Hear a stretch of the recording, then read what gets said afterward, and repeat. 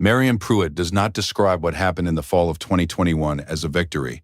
He describes it as a correction. He has been farming 520 acres of corn and soybeans in Benton County, Indiana since 2007. And in that time, he has developed a precise and unsentimental vocabulary for the difference between things that go his way and things that simply go the way they should have gone all along. The fall of 2021 was the second kind. Heartland Grain Cooperative had been buying his corn at a basis penalty that Marion could demonstrate, with 9 years of records, was not justified by the handling costs, the freight differentials, or any other factor that an agricultural economist would recognize as a legitimate pricing variable.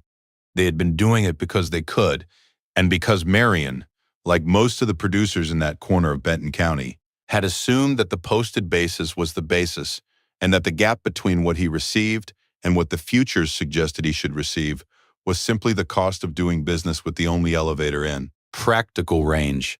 He had been wrong about that for 9 years. He was not wrong anymore. There's something about a person who doesn't have to prove anything. If you know what I mean, you'll know why this story is worth your time. Hit subscribe and stay with us. Heartland Grain Cooperative operated 3 elevators in the Northwest Indiana Corn Belt: Fowler, Earl Park, and the primary terminal in Boswell, which was where Marion delivered the majority of his corn at harvest. Benton County sits in the flat northwest corner of Indiana, just east of the Illinois line, and it is about as close to ideal corn ground as the Corn Belt produces.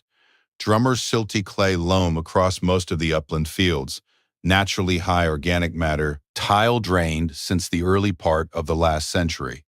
The county averages somewhere between 185 and 210 bushels of corn per acre in a normal year, which is a number that draws attention from grain companies the way good grass draws cattle.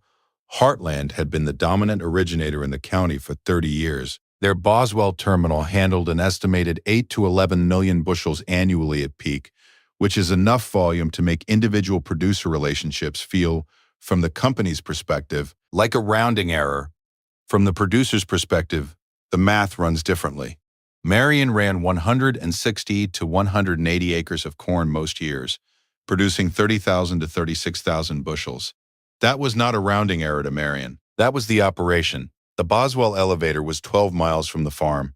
The next nearest facility that would accept his volume was a privately operated terminal in Remington, 31 miles out, which at harvest time, with a loaded grain cart behind a John Deere 9570, represented an hour and 40 minutes of round-trip time that compounded across 30 or 40 loads into a number that made the Boswell elevator's proximity feel like a kind of economic gravity.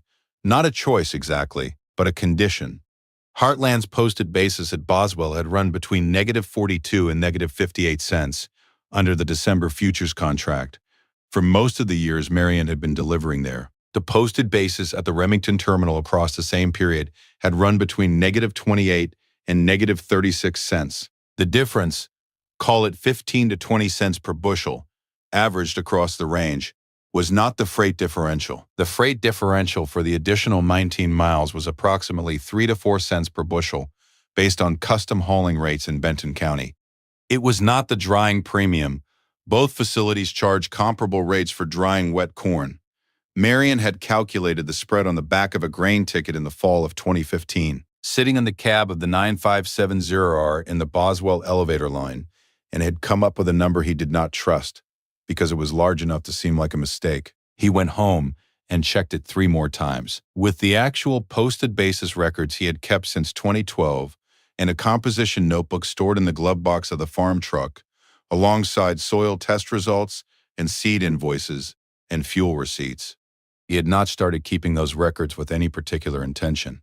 He had started keeping them because his father had told him when he was 22 years old that a farmer who does not know what things cost and what things pay will always be surprised by the difference, and that surprise in farming tends to be expensive. His father was a man named Clyde Pruitt, who had farmed 310 acres in White County, Indiana through the 1980s and 1990s, and who had watched the 1980s farm crisis from close enough to understand what insufficient information about your own pricing position could cost a man when the market moved against him. Clyde had kept a price record on every bushel he sold from 1983 until he retired in 2004. Not a sophisticated system, just a spiral-bound notebook in the truck with the date and the price and the basis and the elevator name and the number of bushels. One line per delivery. He had shown it to Marion once in 2005 and said that the most useful thing in it was not the prices, which were history, but the pattern, the way the same elevator posted the same relative basis year after year, and the way that pattern, once you saw it, looked less like market conditions and more like a decision. Marion had not understood what his father meant exactly. He kept the notebook anyway, the way you keep a thing when the person who gave it to you is someone whose judgment has earned your attention even when you can't yet follow the argument. The records had accumulated without drama, one basis entry per delivery, date, and bushels and price for 3 years by the fall of 2015. Then the argument arrived, and Marion followed it. Heartland Grain Cooperative was collecting on Marion's corn alone somewhere between $14,000 and $22,000 per year in basis premium that was not accounted for by any legitimate cost differential Marion could identify. Across 9 years, 2013 through 2021, when Marion had been keeping complete records, the cumulative gap between what he received and what he would have received at the Remington terminal, net of freight, came to approximately $163,000. He did not take that number to a lawyer. He did not take it to the Indiana Department of Agriculture. He was not, in the fall of 2015, when the number first became clear to him, in a position to do anything with it that would have resulted in a satisfying outcome, for reasons that anyone who has spent time in the grain origination business would understand immediately, and that Marion understood after about a week of thinking it through. Heartland was operating within legal parameters. Basis is not regulated. An elevator can post whatever basis it chooses, and a producer who delivers there has agreed to that basis at the point of delivery. The question was not whether Heartland was doing something illegal. The question was whether Marion was going to keep agreeing to it. He was not, but changing the agreement required something he did not yet have, which was an alternative. The alternative took 4 years to build, and it required 2 things working in parallel. Marion was patient enough to work on both simultaneously without pushing either one faster than it could go. The first thing was storage. Marion's on-farm storage in 2015 consisted of 2 hopper-bottom bins with a combined capacity of 38,000 bushels, enough to hold roughly a third of his average corn production before he had to move grain to an elevator. He could not negotiate from a position of strength on basis while he was time-pressured at harvest to move 2/3 of his corn immediately. Heartland knew this. Every elevator in the grain business knows which producers have storage and which ones are going to show up in October needing to move corn, because the bins are full and the combines are still running, and they price accordingly. It is not malicious, it is arithmetic. Marion added a 30,000 bushel bin in the fall of 2016. He added a second one in the fall of 2018. He financed both through a Farm Credit Services operating loan at 1% and built them himself with a bin-raising crew of 4 neighbors over 2 weekends each, which reduced the installed cost by approximately $14,000 across both projects. By the fall of 2019, his on-farm storage capacity was 98,000 bushels, enough to hold the entirety of his average corn harvest. He no longer had to move grain at harvest if he chose not to. He could wait. The second thing was a relationship with the Remington terminal. This took longer to build than the storage did and required Marion to deliver there consistently, even at the freight cost disadvantage. Long enough that the facility's origination manager, a man named Gary Lesh who had been buying grain in that corridor since 2003, came to know Marion's volume and his reliability and had reason to compete for his business in a specific and personal way rather than the abstract way that elevators compete for bushels they have never seen. Marion had been delivering 30 to 40% of his annual corn production to Remington since 2016, taking the freight hit in exchange for the basis differential in the relationship. By 2019, Gary Lesh was calling Marion in August to discuss fall basis before the posted numbers went up, which is the grain origination equivalent of being offered the menu before the other customers. Not because Gary Lesh was generous, because 3,500 to 4,000 bushels delivered reliably every year is a number that earns a phone call. The fall of 2021 was a strong corn year in Benton County and across the Western Corn Belt generally, and the basis environment tightened in September the way it tightens when end users are competing for supply and elevators need bushels to fill contracts. By the 3rd week of September, the Remington terminal's posted basis had moved to negative 14 cents. Under December futures, Heartland's posted basis at Boswell was negative 31 cents. The spread had compressed to 17 cents. But in a market where both facilities were posting their strongest basis in years, negative 14 was a number Marion had not seen from any elevator in Northwest Indiana in his farming career.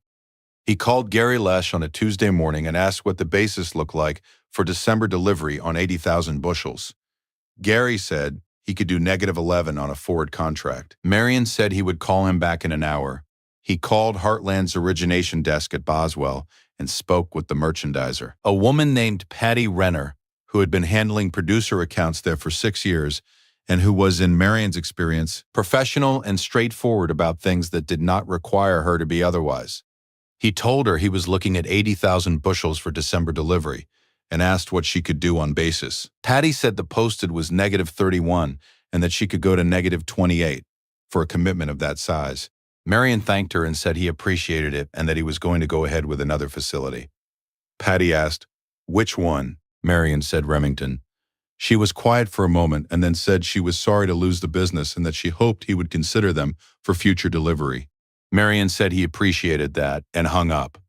He called Gary Lesh back and contracted 80,000 bushels at negative 11 cents for December delivery. The difference between negative 11 and negative 28 is 17 cents per bushel.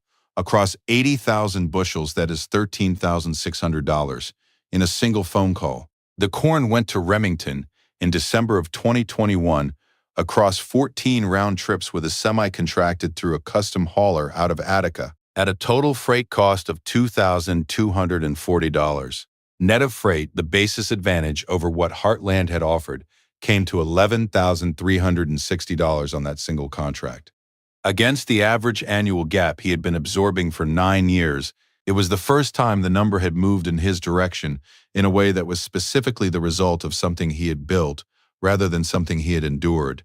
He did not call anyone to report this. He wrote the contract number and the net basis in the composition notebook, the same one that had been accumulating basis entries since 2012, and he put it back in the glove box where it lived. Dennis Wilder had been farming 680 acres in Benton County since 1994 and delivering to Heartland's Boswell elevator for longer than Marion had been farming, and had been paying attention to what Marion was doing with the storage bins and the Remington relationship without saying much about it directly. He asked Marion in February of 2022 at the Benton County Farm Bureau meeting in Fowler how the fall had gone. Marion said it had gone well. Dennis asked about the Remington contract specifically, because in a county of 520 farms, the grain origination gossip moves with the precision of a soil test. Marion told him the number. Dennis was quiet for a moment. He said he had been delivering to Boswell for 28 years and had never priced a load of corn anywhere else. Marion said he understood. Dennis asked how long Marion had been working on the Remington relationship. Marion said since 2016. Dennis said that was a long time to work on something. Marion said it depended on what you were comparing it to. Dennis started delivering to the Remington terminal in the fall of 2022. He called Marion in December to tell him. Marion said that was good. Dennis said Gary Lesh had mentioned Marion's name when Dennis introduced himself. Marion said he seemed to be. That was the conversation. Neither man required it to be longer. Marion Pruitt is 51 years old. He still farms 520 acres in Benton County. He still delivers the majority of his corn to Remington, where Gary Lesh still calls him in August before the posted basis goes up. He has delivered a minority share to Heartland's Boswell elevator in the years since 2021. For reasons of logistics in certain harvest windows when the freight math temporarily favors proximity, and Patty Renner handles those contracts with the same professionalism she has always shown, which Marion respects because it is not her fault that the elevator posts the basis it posts, and because holding a grievance against a person for doing their job correctly within a system that was the actual problem is a waste of attention that Marion has better uses for. The composition notebook from the glove box is in its 4th volume now. He started a new one in the spring of 2020 when the 3rd filled up. The basis entries go back to 2012, 12 years of dates and bushels and prices, written in the same plain hand, stored in the same glove box, available at any moment to answer the question of what things cost and what things pay, and whether the difference between those two numbers is one you are choosing or one that is being chosen for you. His father told him that when he was 22 years old, it took Marion 9 years to finish understanding it and 4 more to build the position to act on it. He does not consider that slow. He considers it the pace of something that was done correctly, which is a different thing from fast and which in his experience produces different results.